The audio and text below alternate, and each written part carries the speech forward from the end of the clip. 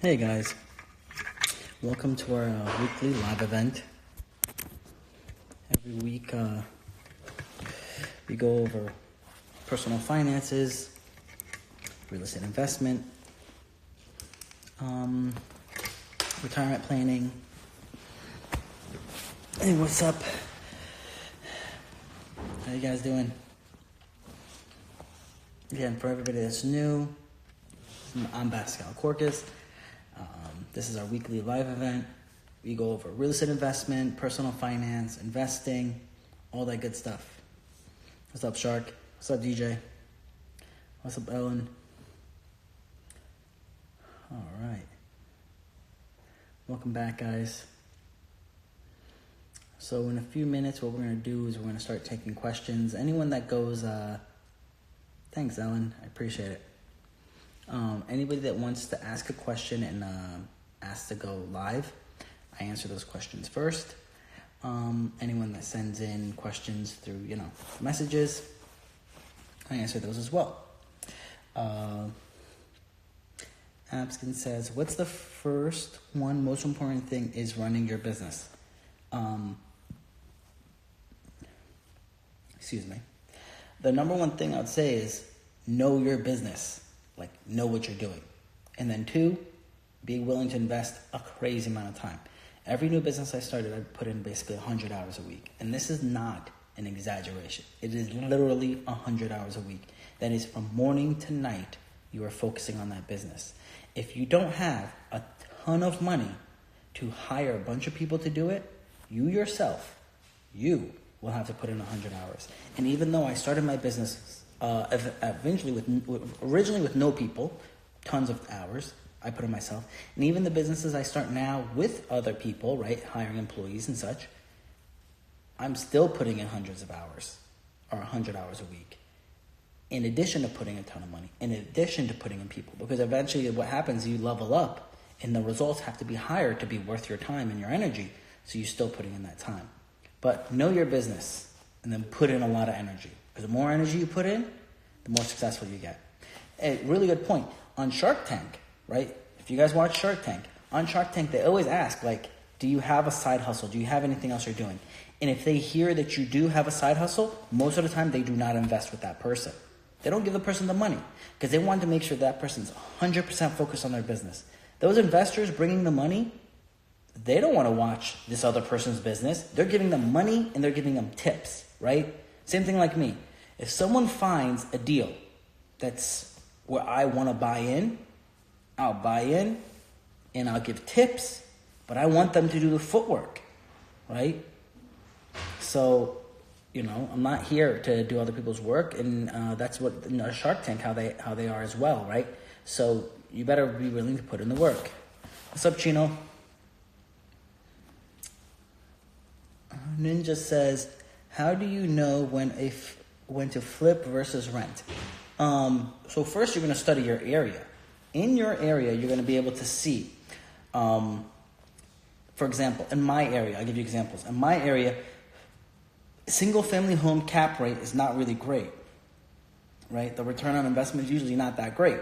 So I usually flip homes because the rent on a home for a 4.2 is good, but it's not great. I'll normally flip that, sell it, like the most recent one, the video I have up right now, so check it out, that most recent video. That one, I flipped that house, right? And took the profit, and what I did is I invested those profits, and I didn't spend it, I didn't go wild and go ball out. I took that money, and then I invested that money into a multi-unit property. And that multi-unit property, I'm going to keep. And that multi-unit property, I'm going to rent it out. And those usually have a significant larger return on investment. Now, obviously, you can buy multi-unit properties and they can be horrible investments in the sense of return on investment, but that's your job to do your due diligence to make sure that you're getting the profitable ones. So again, example, profitable single-family home, I'll flip because I'll make a good profit on the return. Profitable multi-unit property, I'll usually keep. And then I'll apply the Burr method on it, so I have almost no money in it. So now all the profit I pull back out from the loans, and then I do it again. And then I keep on growing my portfolio that way. Great question, Ninja. Sergio from Tampa, what's up?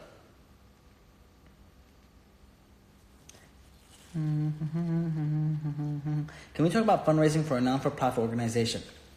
Sure, TJ. So that was a question, and the answer is this. Go where rich people are. You want to fundraise for a non-for-profit? Go where the rich people are. Go golfing. Go to different events. Go to different meetups. Make friends. And then somehow help them in some way where they open up to you so they're willing to give you money. So anyone that's giving will get. But if the more you give, the more you're going to get. And the more you can show them you're doing and you're in your non-for-profit, right, how you're helping the needy and such, the more money they're going to want to give you because they're going to feel inspired to give, right? And this is not just for like non-for-profit work. This isn't anything. You want something, give first. When I'm going to meet with my mentors, I will give before I ask. I will do something before I ask. So if someone wants to like learn from me, and they're like, oh, how do I make money with no money? How do I get into the business? All right, fine. Find a deal in my area. You know what I like to buy. Find something and flip it to me. I will buy it. And then you can learn along the way. 2, if you don't want any money out of the deal, you just want to be part of the deal. You want to be like, you want a JV on the deal. So you find a deal, you kick it to me, and then you get a cut of the profit if we flip it, or you get a cut of the ownership if you rent it. By doing something that I need, find more deals. You did something for me. I, in turn, teach you along the way how to do it. But you have to give before you get, right? And I forgot who said this, but they say, ones who do more than what they are paid for will soon be paid more than what they do. So part of the reason I like giving back and teaching people on the live, but I've always found the more I give, the more I get back. In some crazy way, someone knows something that has something, and it's like, hey, I heard you said this. I got someone that has this that you're looking for, and will connect me. So give, be generous, and you're going to get back. Great question, TJ. Hertic says, what is the initial investment you have made to start your business? So I've had actually multiple businesses, right? Like the accounting firm doesn't need any money. It's really your time. If you wanted to open a lawn business, it's not really much money. It's really your time. A tree service, it's time. A lot of small businesses, more time. Say detailing, car cleaning, it's time. It's not so much the product to clean.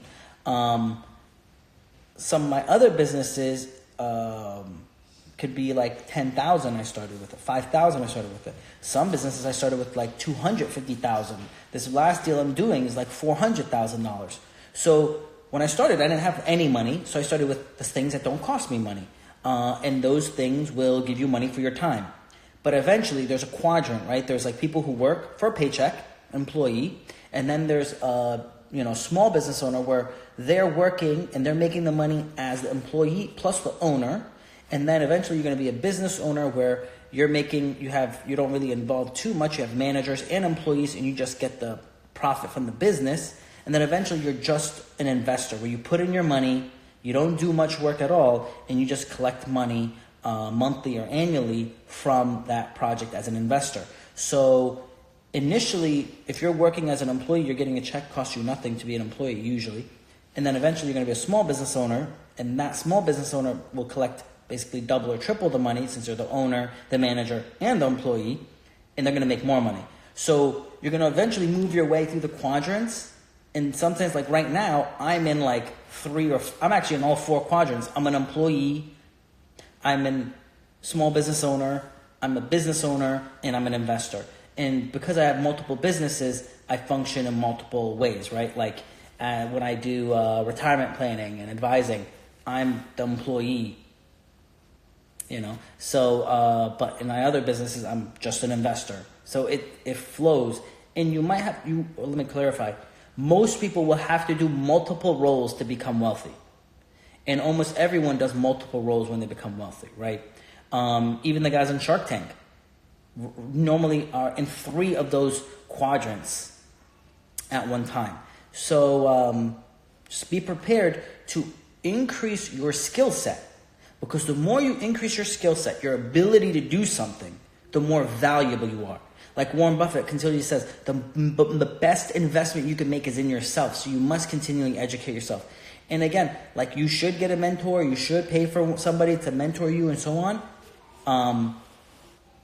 But it is really important to educate yourself in any fashion. Like read a book. Like every time someone says, like, how do I learn more? I advise them to read a book. A book costs you like $4. Most of these books that I tell you to read, they're free online because they were written 100 years ago.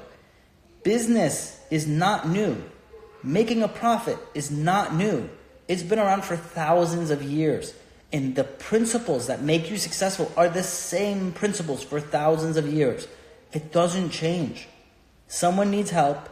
You find a way to help them. You get paid for that service. Christopher says, awesome page. Thanks, Christopher. I appreciate that. DJ says, crazy market. No homes in my area for sale because of the LN. What is LN? I don't know what that is. Because of the LN. Os the boss says, what's your best first investment starting out in real estate? So my first investment was not that good. I'll be honest with you, right? I bought it for $143,000.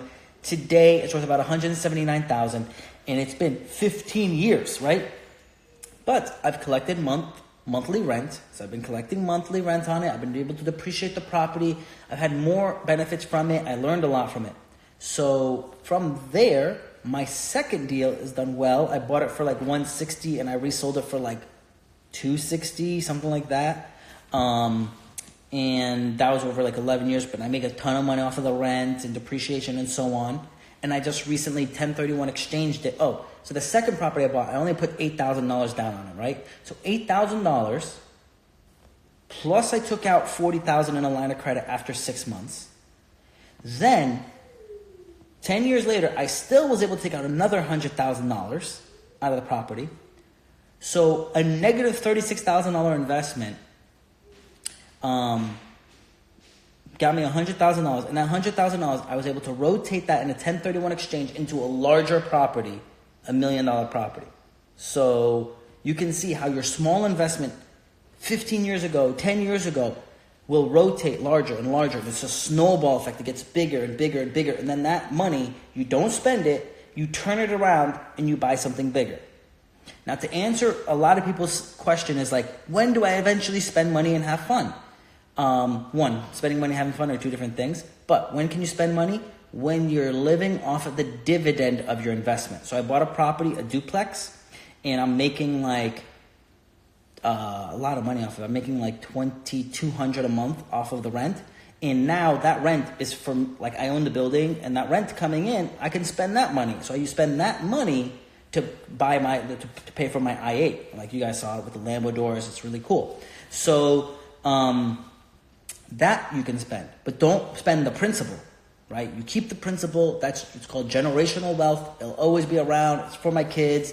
It's for my grandkids, and they're going to be good as long as they don't spend it and they only live off the dividends. They live within your means. So as long as we apply these basic principles, you're going to be successful. Great question. What's up, Jimmy? Oh, interest rate. So crazy market, no homes in my area for sale because of the interest rate. DJ, I don't understand why that would apply because interest rates are very low. Because interest rates are very low, it's more people want to buy a house normally because it means you can afford a more expensive house, right? Back in the 80s, everyone would say, pay off your mortgage because the interest rate was 15, 18% for a house. It's crazy. 18% for a house. So that's crazy. You probably want to pay off your house because it's hard to find other things you can invest your money in. They're going to pay you 15, 18%. So, now that they're like 4%, you can afford 3 to 4 times the value of a house. Since you can afford 3 to 4 times the value of a house, it's easier to buy more property, and that's why property values keep going up, right? So it's hard for me to see that. Like if interest rates are really low, a lot of properties will be selling for a higher price. Everything should be for sale. Something should be for sale. Now again, this is the point, DJ. If you tell me there's no good deals in your area, I probably will agree with that. There's very few good deals out there. I mean, I only find like, I'm very picky now. I used to be not picky. I am very picky now. And I only found like one good deal every like 6 months. So I understand if that's the struggle you're going through. What's up, Polka? All right, Saul says, hey guys, remember, anybody wants to go live, ask a question face to face, tap the button right there to request to go live, and we'll go live and we'll answer your questions in detail. Saul says, how do you find duplexes? I live in Michigan and can't seem to find one. Now, it depends what part of Michigan you're living in, but in Detroit, Michigan, price stuff there is going for free. You could buy like a whole block for like $8,000, right? Now, again, I don't know if you want to do that. You want to buy in the nicer part of town. And I heard like Jamie Dimon, JP Morgan Chase is going to invest like $500 million in the area to try to uplift it. I don't think it's going to do that much, but it's going to do something. But keep looking. I mean, you get the benefit when you find the good deals, right? And what's more important than the price, don't fall in love with the price. Fall in love with an area and then find a good price within the good area. Don't find a good price. You can't change an area, but you can change a bad property in a good area, right? So remember that. Brian, I'll be at Cigar Cave later tonight. Maybe I'll see you there. Jimmy says, how do you balance your life and family since you are so busy working so much? Normally, like, I'll take my kids to the gym at night with me. I'll tuck them in at night. On the weekends, I'll take them we go to the gym a lot. We'll go to the gym, and then we'll go to the park, or their friends will come over, or I'll take them to their friend's house, because really, they're my friends, and they have kids, so they play together. And then Sunday, the same thing. I'll take them to church. I'll come back. We'll hang out at the house. Their friends will come over. We'll go to the mall. Like, we'll go somewhere. We'll do something together, right? And I grew up in a family where, like, mom and dad always worked a lot. So for me, it's not a bad thing if someone works a lot. It's just common. And kids work too, or was busy studying or something productive. So it's not, as long as you don't think like, think of it like this. Like, a lot of people that I knew back in the day when I was in high school, they were in like 2 or 3 sports, 2 and 3 hobbies. Even the young kids were like 2 to 3 sports. They were like in sports all the time. You're not talking to your kids when that kid is in sports. You're just standing there, right? So and you barely noticed that you're there. You're just you're the bus driver, right? You're like their chauffeur. So don't assume just because you're the chauffeur that you're spending quality time with your kids, right? Quality time is measured by the quality, not really the time. So it should be quality over time. And it's about that, right? Like, if you can, I read this one thing, this guy would be at home for like 4 or 5 hours every day, and he was on his phone, working, watching something, doing stuff, right? And then he would tuck his kids in bed when he went to bed. And then he was, like, one day he was working really, really late, and then like just really try to get home, I think about like 30 minutes before the kids went to bed. And at that point he was like, man, I missed out. So I'm going to spend a lot of time, I'm going to play with them, and I'll play with their toys, and we'll do stuff, and we'll talk, and whatever. And then finally he put the kids to bed, and they were like so happy, and they're like, Dad, can you come home late tomorrow too? So the point is, like, in the guy's experience was, the kids didn't care that you were there for 5 hours. They cared, were you there? Were you actually there, right? Were you present and like interacting, engaging? That's what matters more. So that's what I do, Jimmy. Sup, Krabby? All right, let's see some questions.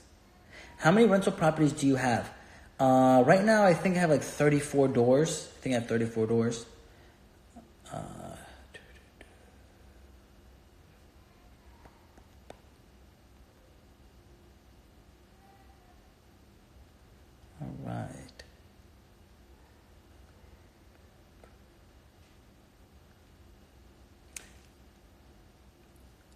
Looking for the questions. Someone requested to go live.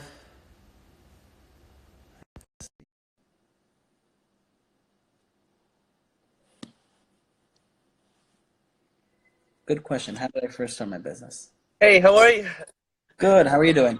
Good, good. Listen, so right now, okay, my situation is, I'm 21 years old and I have been since 13 hustling. My parents never there, and they just always work in factories. And I've been an entrepreneur since I was like 12, 13 years old. I bust my butt every day when it comes to social media, SEO, marketing. I'm the best. I'm the hacker. I'm the guy. I'm sorry. Let me put some light in me. I'm so sorry. I didn't think you were gonna answer. So, um, yeah, I'm just in my car. I'm sorry. I just had a long day. So You're right good. now, I'm 21 years old, and um, I have an office in Allentown, Pennsylvania. I own a mobile trucking service. What we do is transportation comes through all over the world. I guess they enter through the ports of Philadelphia and New York. And I'm responsible by getting them, up and running. I am 21 years old, and I have one employee, one truck, and he does mobile mechanic service. Now, we're profiting about maybe, I'm gonna say between 2,000 to 5,000 every 3 months. We're really not spending too much of it, only because my uncle, his name is DJ Daniel Venegas. He's probably constantly trying to ask you questions. So he's my partner, and he does great, and he manages my money because I'm young, and he'll be like, you just spend it all.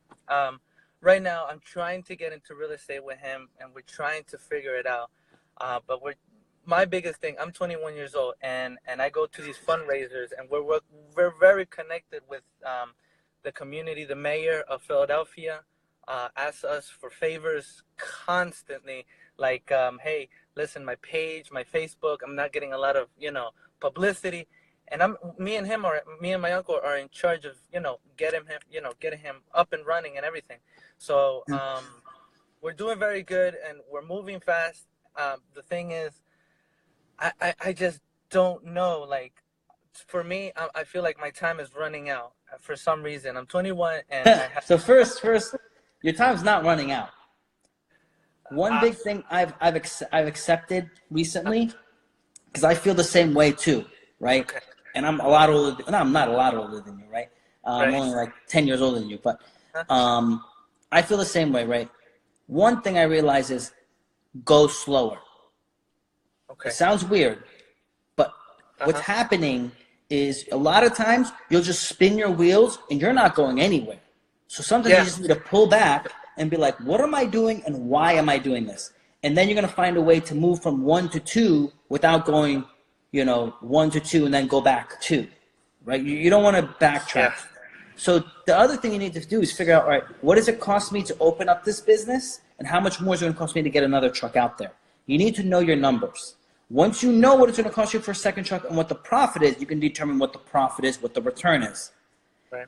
The next thing I'm going to tell you to do is this, and these are because these are common problems I see. I don't know if it's your problem, but it's a common problem, is people don't report all of their income. So it's really important for you to show all your income on your tax returns, all the income you're making from your job, all the income you're making from your trucking business, everything you're making. Because when you go for a loan from the bank, Okay. the bank will give you the money. If you don't own your first property, the bank will give you, will let you will only require you to put down 3.5%. So you can buy a duplex, triplex, quadplex as your first place, as your primary residence, and the bank will put up 97% of the money, but you have to show the tax returns to show you can cover the monthly payment. And the good news is they'll also include the monthly payment from the tenants to add to your income to justify for the payment. So there's not like you have to magically come up with like $100,000 or $1 million. Just think, I need to go to step 2. Don't think what's step 500, because you're not going to get to step 500. You're going to walk a mile by the first step. So just put your shoes on, make the first step, and then every day just walk to the next step. Make your next step. And don't overthink it. Because if you think, what am I going to do on step 20? you're going to get so tripped up, you're literally in the metaphor of walking or running, you're going to trip and you're going to fall down. Yeah. Don't. Just think, what is my next step? And act. What is my next step? And act. The less you think, in the sense of, God, what am I going to do at step 30, the worse you're going to do. But do think in the sense of, how do I do this next step accurately? And then act. The big benefit that I've had was I did something. Wow. And I'll say this is like, it is better for you to continue doing free stuff than for you to do nothing. Yeah. At your level, it is better for you to continue doing free stuff to the mayor, for the mayor, because one, he doesn't have a budget to pay you.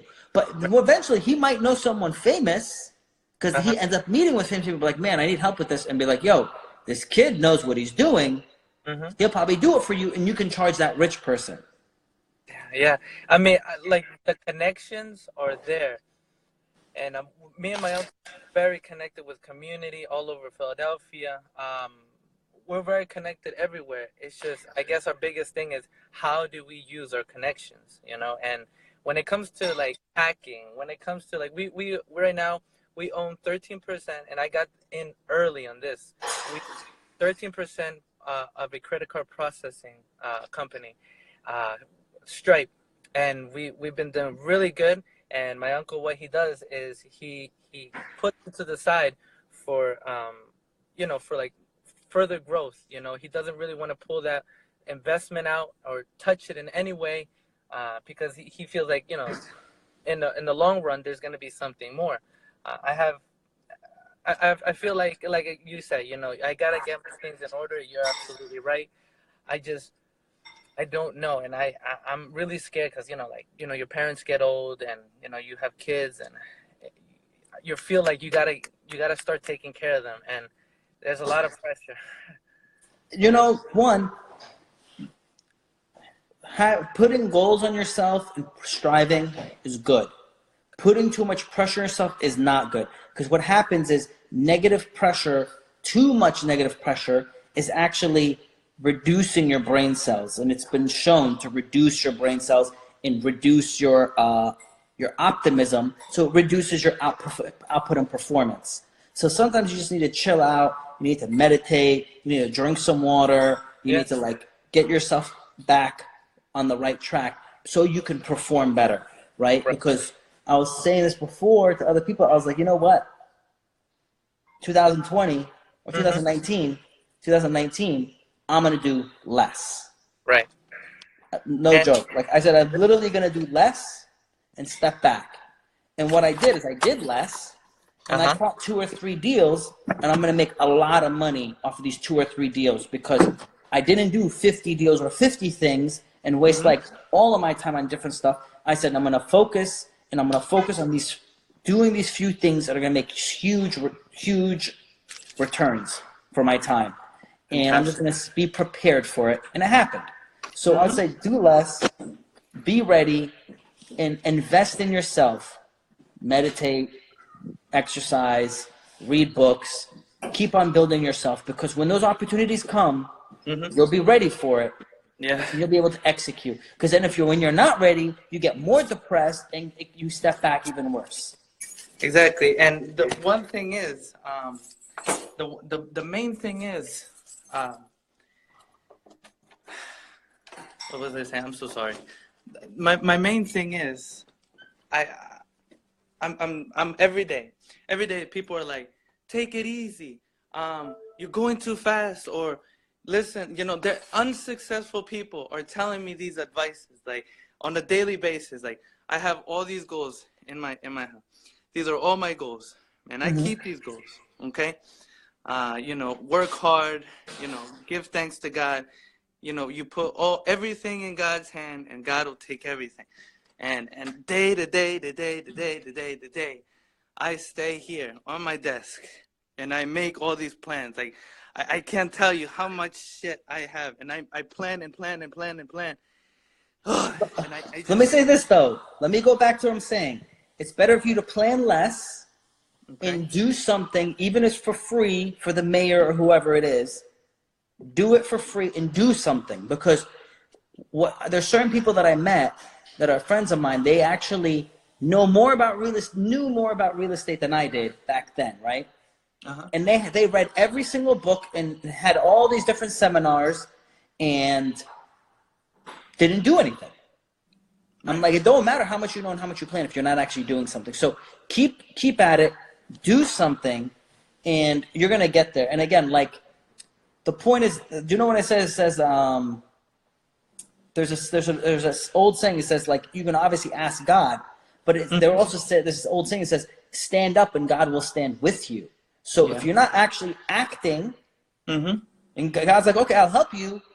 Go do something for me to help you. But you're just sitting here and planning it like you got all this stuff down. Do it. Act on it, right? And a lot of times, again, most of my businesses didn't make money for years because I was building a very large foundation for me to, when I started to make money, I'd be making significant amount of money, right? And most of the people that actually make it very big will say, other people will be like, how much am I going to get paid for this? And they would say, I wouldn't even ask for the money. I would go do it for free so I could build up my goodwill and my education and my background and my experience. So when I finally had all this knowledge, I went and worked. I got paid a lot for it. Exactly. Yeah. You know, I don't want your $10 an hour. I want to be so good that I'm going to get paid $100 an hour. You know, one day. Yeah. And like I said, thank you so much. This helps me so much because I'm getting advice from people that are unsuccessful. And it kills me, and I'm so scared to end up just like them, you know? That's my biggest fear.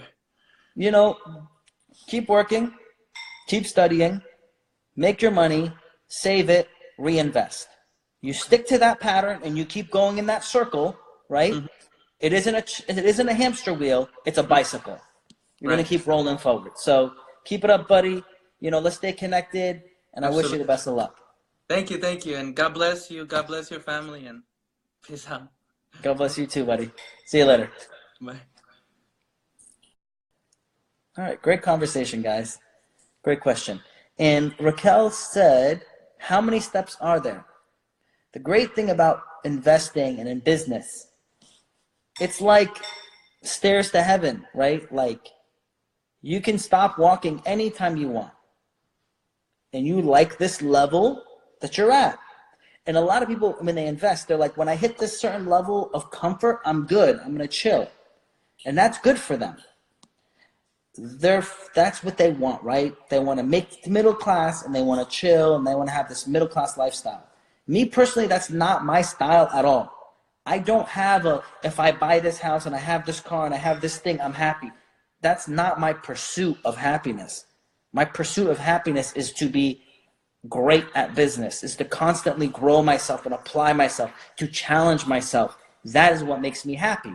So it's like, if someone said, if I gave you $100 million, would you be happy and chill out? The answer would be no, because the $100 million is not my goal. My goal is to do something great, is to be great. So, and that's what's, most people get confused. And don't get caught up with the money, because most people get confused because they think once I have this money, I'm happy. And they become rich, they become famous, and they're super depressed because it's not the money that made them happy. It's the pursuit, it's the challenge, it's the growth. So find something that you love, right? And work on that. And eventually, when you get very good at it, you're going to get paid a lot of money. Money's going to come. But find ways you can help the world with something that you love to do, and you're going to get it.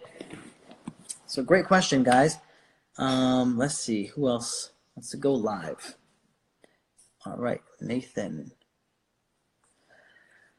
All right, let's see Nathan. Hey. Nathan, what's up, buddy? What's up, bro? How's it going? Going good. How you doing? I'm doing good. Just doing some work on my computer. I just wanted to ask, because I remember I asked you about going to school for real estate and all that for college. Yeah. And you were like, no, don't do it. You know, if you're not going to be a doctor, lawyer, whatever. So I agreed with you, you know, because I don't really like school myself. But I just want to know, like, how do I get started? You know, like, how do I find events to go to, or like, you know, just where do I get started? Like, you know. So let me first say this. College is good, if you're going for the right reason, okay?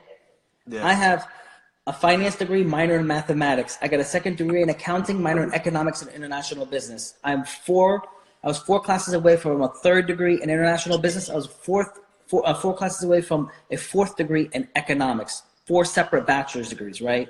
I have over 200 credit hours in college. I took basically every single business class you could take in college, okay? So the teacher asked me, why are you doing this? And I answered, I love to learn. And he was like so happy. He's like, everyone comes for the wrong reason. They just want a degree and leave and think they're going to make money. You're at least trying to learn. So college is good if you have a real reason to go. Now, if you want to be a business person, do you need to go to college? No, you don't, right? You need to read all those business books. You need to read all the books that, like a lot of books I advise to read, but you can see some of the richest people in the world dropped out of college, right? So, but they didn't stop learning. So what I'm going to say to you is learn. You don't have to learn from a college. You don't need to spend $100,000 to learn, right? You can learn in a faster way, because literally what you can learn in one semester of a college class, you could probably learn that in like 3 weeks doing in person at a business. So what you got to do is figure out, what are you good at, right? If you're good at sales, you might want to get into some type of real estate related sales if you want to get into the real estate field. Either doing real estate sales, mortgage sales, insurance sales, something in the real estate field. And you want to work for winners. And the winner is not going to take you on and pay you very much. You're going to have to go prove yourself. So you have to be willing to work for cheap. So instead of going to college and paying $40,000 a year, $25,000 a year, go live at home and work for free. And instead of getting $25,000, $40,000 in debt, you're just working for free and you're learning. But you're learning real practical things you can use from actual players in the game. Now, figure out what you're good at. Again, if you want to be in the mortgage department, if you want to sell the real estate, you want to do insurance, you want to do title work, there's something, you want to do construction, find that out. And as you're learning that stuff, you're going to eventually find a player that's good at flipping. Ask him, learn from him, do stuff for him. Yo, I'll do something for you, man. What do you need me to do? I'll do it for you, and teach me along the way as I'm helping you. We'll help each other, right? Yeah. So that way you're saving yourself all this debt, because what happens is most people leave college, get a degree in like marketing, have $100,000 in debt, and then realize I can't make $65,000 a year like it said. If I want to make $65,000, I got to go move to New York or LA or Miami, where the rent is like $2,000 a month. So I'm never saving or making any money, right? So in reality, most people leave and they only make like $40,000 a year, and they're $100,000 in debt, and they can never pay it back. Right. So if I wanted to get into sales for real estate, like where would I go? Like would I go to like a Century 21 All Stars place, and sign up there for the classes and take the state test and all that? Or basically, if you want to get into real estate sales, yeah. If you want to get into mortgage sales, that's still real estate, but it's the mortgage department. Remember, so there's different sections of real estate. You can get into the construction side. So it's really, what do you like doing? And then along the way, you're going to learn that part, right? I love math. I love numbers. So I got into like the banker mortgage side of things. Yeah. Makes sense. So just look into what I like. And the thing is, everyone thinks I'm a real estate agent. I don't have my real estate license. But I know as much as they do. I just don't like taking people out and showing them all these houses. It's just not my thing. I'd rather sit down with someone that wants to buy a house and show them the numbers, how to buy the house. That's my thing. Damn. So we're both doing something that helps. At the end of the day, you're helping someone. So just figure out how you like to help. And then because they're so good at helping, they're like, man, he was so good at helping. They're going to tell other people that want help too. And that's how you get repeat business, Mm-hmm. Damn. All right. Well, thanks for talking to me. You're welcome. I'll see you next time. I'll see you.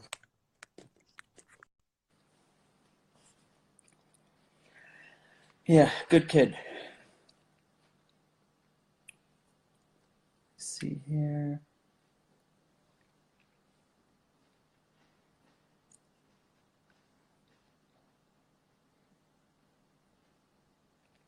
Trying to get the next person.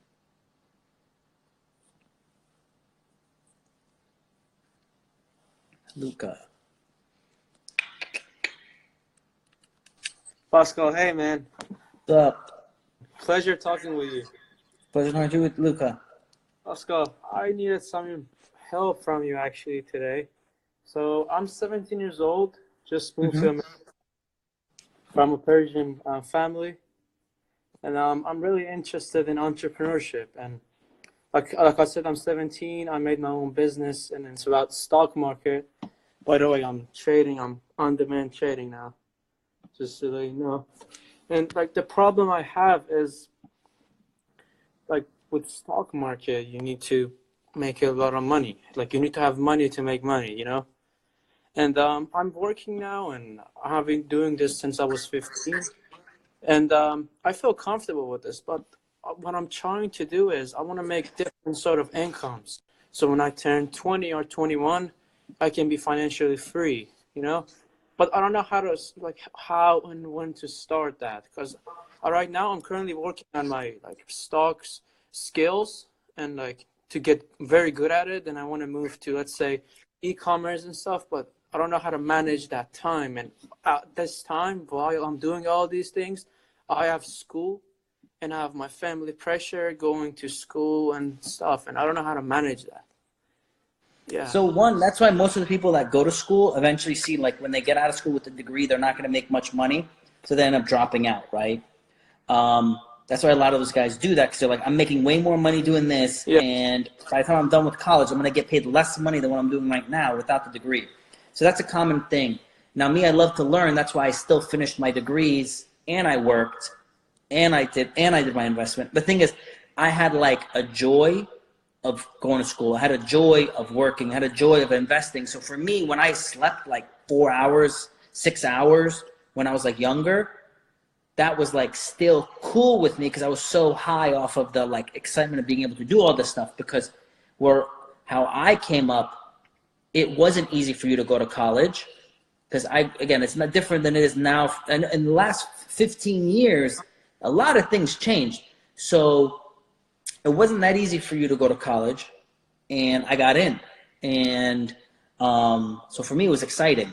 And being able to work and all these other things, it was really exciting. So but this is off track. What I'm trying to get to this is, one, you need to invest. You are investing, and you're trying to move your investments in day trade. You can make some money doing that, but probably at the same time, you would need to probably do some e-commerce or a side hustle or flip something, because you're gonna make normally again. Okay, let me start with this.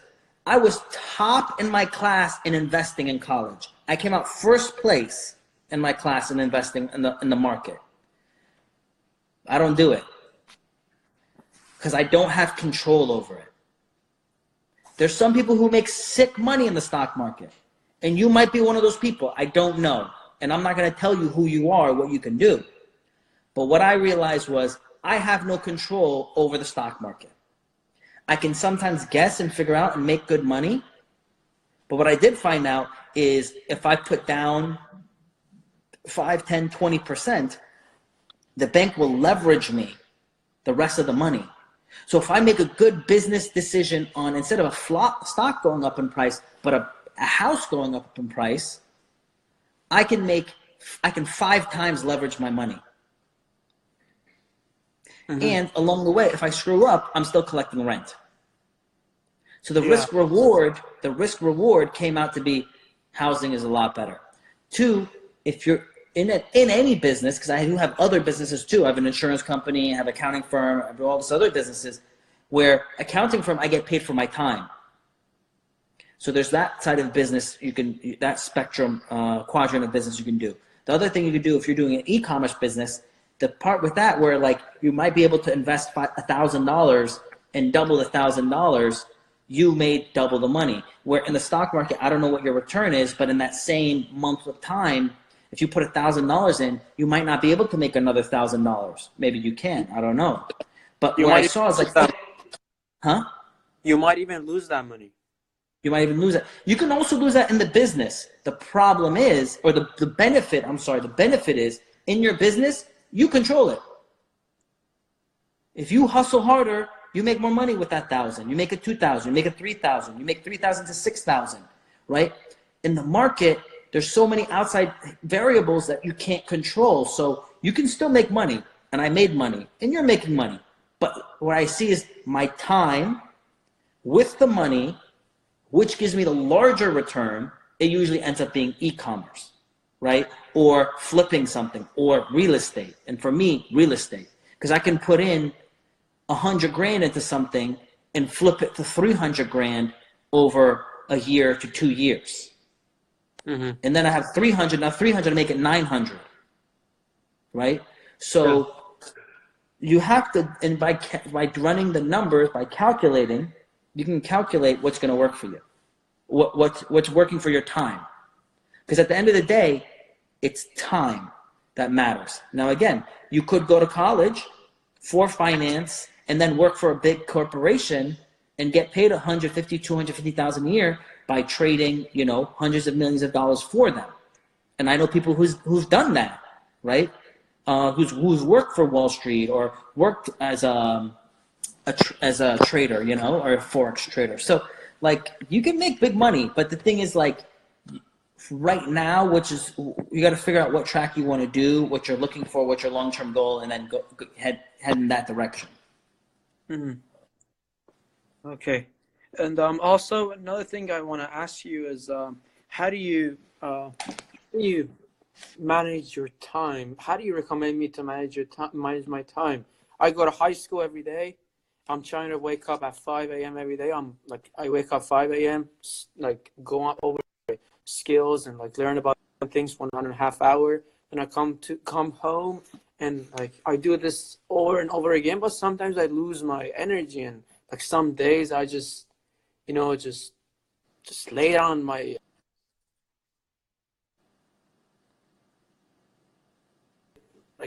how to get back to my routine. Do you have any advice for me about that? What I'd say with you is this, is that make sure that you're also going out.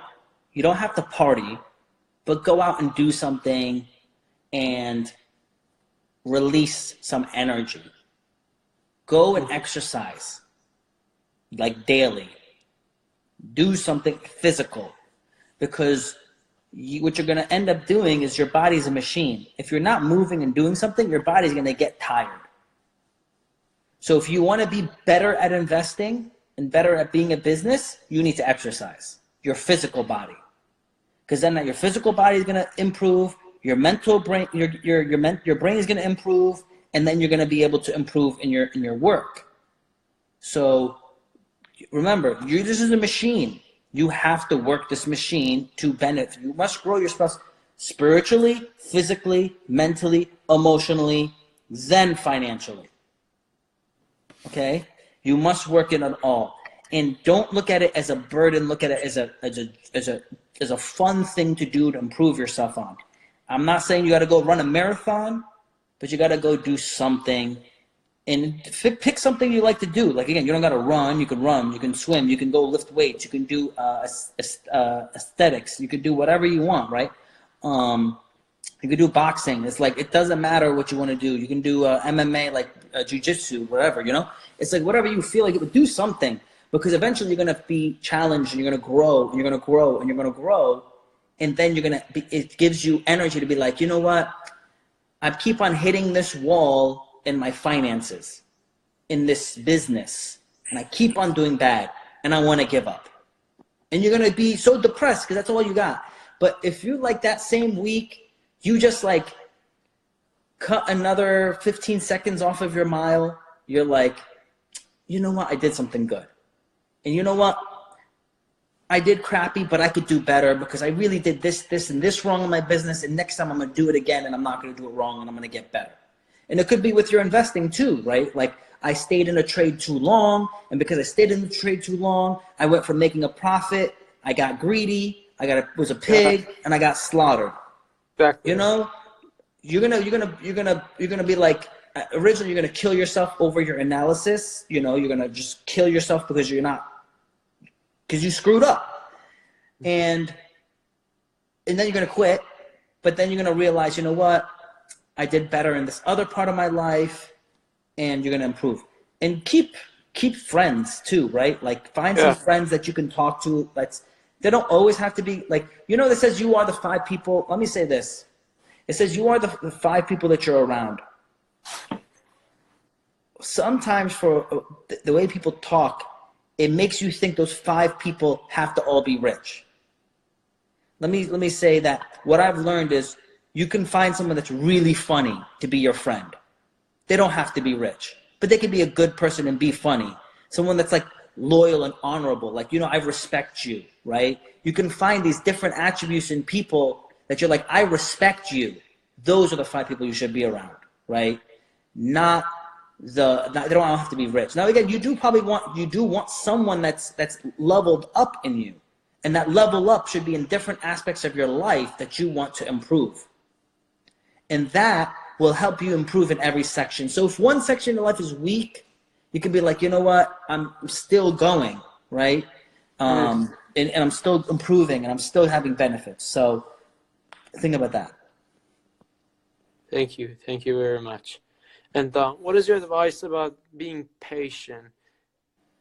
You know, Warren Buffett says you can't make a baby by getting you can't make a baby in 1 month by getting 9 women pregnant.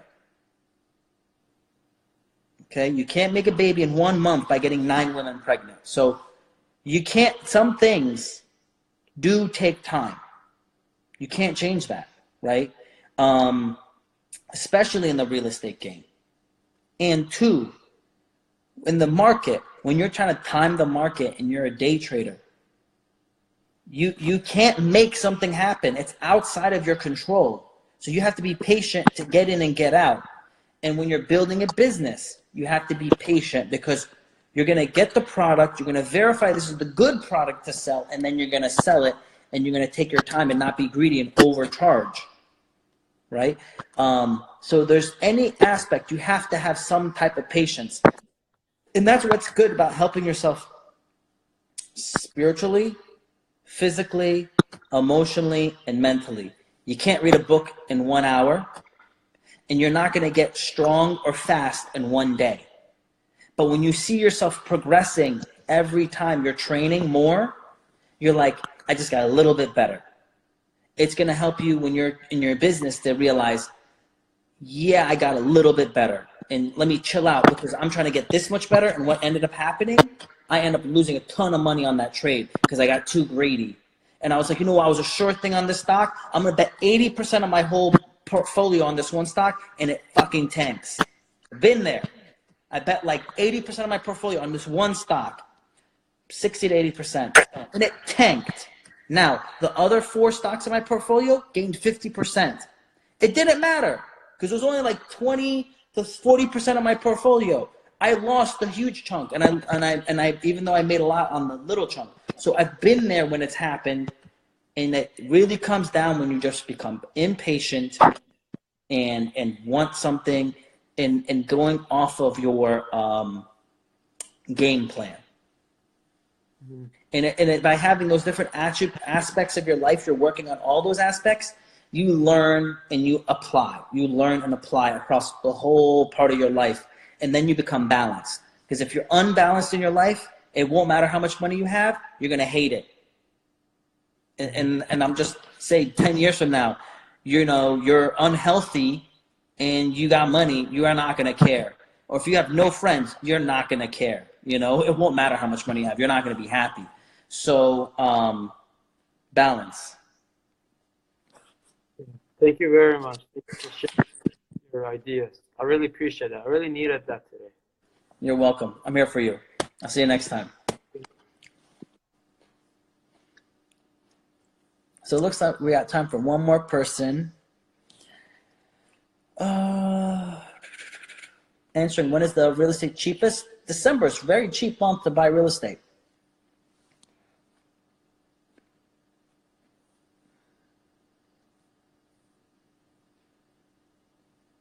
Best time to sell a house, normally it's during the summer seasons. How That's you doing, usually the best sir? time. What's up, buddy? How's your day? Doing good. How's your day? It's going. Thank you. Welcome. So what question do you have for us today? Sorry, sir? What question do you have? Yeah. Right now I'm working for a national bankruptcy services. So I'm a third-party company that monitors bankruptcies for people's accounts. Mm-hmm. And I'm working from 8 a.m. to 7 p.m. I'm not going to college. Pretty much that's all I'm doing. I'm just wondering, what do you think I should do, sir? So you're doing that. How much money you're making? I get paid $18 an hour. And are you getting paid overtime? Not at the moment, since I just started. I'm like 2 months in. 2 months in. What I would say is $18 an hour is pretty good for a person that doesn't have a college degree, right? Yes, sir. So what I'd say is this. Because you work a lot, the benefit of working a lot, exercising a lot, and studying and all that good stuff is you don't have time to spend money. It's a really good blessing because the second you got a lot of free time, you figure out a way to spend a lot of money. So save all that money and invest it conservatively. Why conservatively is because when you save up enough money, you can buy your first deal. And then since you're working Monday through Friday, Saturday and Sunday, you can go and fix that deal, right? You can go paint it, you can do whatever, and keep growing that way. So you can get your main hustle, get some like, you know, get some money going, and then use that money to go. And just keep saving, because what's going to happen is you're going to save up a good chunk of money, $20,000, $30,000 before you know it. And now you're able to go buy your first deal, your second deal. You got all this money coming in on the W-2, so you're going to put it on your taxes. The bank's like, wow, this kid's making a lot of money. I'm willing to give him a big loan. And then you can go and buy your first multi-unit home owner-occupied deal. So that's probably what I would do in your situation. And then study whatever type of investment. It doesn't have to be real estate, right? Because I do real estate investments, stock markets, I do everything. So study what you want to do. So when you're doing it, you do it well.